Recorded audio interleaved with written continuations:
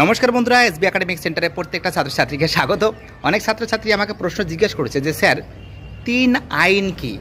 তো দেখো, ৩ আইন কিন্তু 1872 সালে কেশবচন্দ্র সেন এবং তার অনুগামীরা মিলে কিন্তু এটা কিন্তু প্রবর্তন করেছিল এবং ৩ আইনে বলা হয়েছিল বাল্যবিবাহ এবং বহুবিবাহ রদ, অর্থাৎ একটা বাচ্চা মেয়ের অল্প বয়সে বিয়ে দেওয়া যাবে না এবং একই ব্যক্তি অনেকগুলো বিয়ে করতে পারে না। খুব গুরুত্বপূর্ণ প্রশ্ন এবং তার উত্তর। এবং তার সঙ্গে অসবর্ণ যে বিবাহ আছে, অর্থাৎ উঁচু জাতের মেয়ে নিচু জাতের ছেলে, নিচু জাতের ছেলে উঁচু জাতের মেয়ের মধ্যে বিয়ে হতে পারে।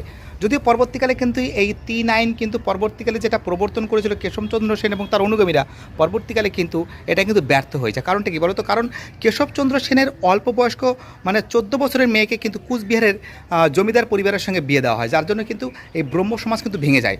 আমরা জানি যে ৩ আইনকে কেন্দ্র করে ব্রহ্ম সমাজের মধ্যে কিন্তু একটা বড় একটা আন্দোলন সৃষ্টি হয়েছিল। খুবই গুরুত্বপূর্ণ প্রশ্ন। বাই টাটা, সবাই ভালো থাকবে।